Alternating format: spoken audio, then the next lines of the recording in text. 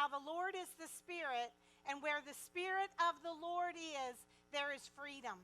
That means if the Spirit of God lives on the inside of you, and He does if you're born again, then you've already been made free. Your freedom was purchased at the cross. We've got to get a hold of that truth. And John 8:36, it says, so if the Son sets you free, you will be free indeed. According to Webster's dictionary, the word indeed means absolutely. It means without a doubt.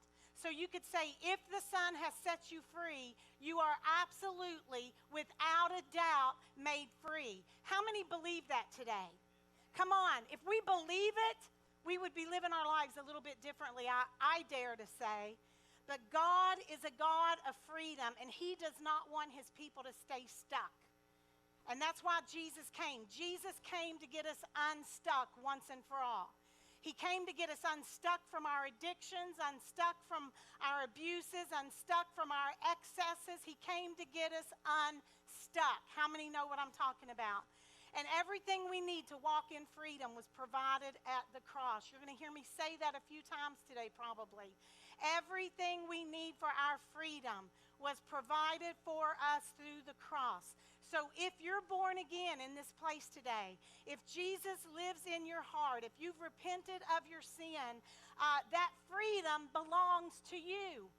And it's a lie from the pits of hell that says you have to stay addicted, or you have to abuse alcohol or drugs, or no, that is a lie from the pits of hell. And we don't need to receive that garbage from the enemy anymore. We have been made free. It is part of our inheritance. Listen, does it happen automatically? No, it doesn't happen automatically.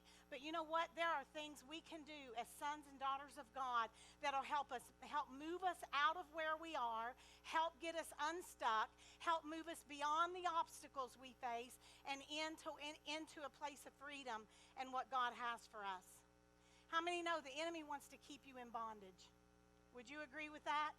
The enemy wants to keep you in bondage, and one of the ways he does that is to put fear on you.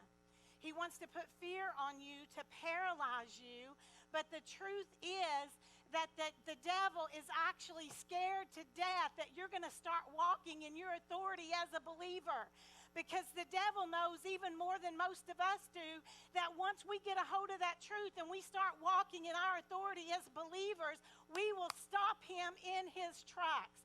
He will no longer have authority over us. You'll be free from things like what we just talked about when Justin was up here, free from guilt, free from shame, free from condemnation. I mean, the list goes on and on. We will no longer be subject to the lies of the devil.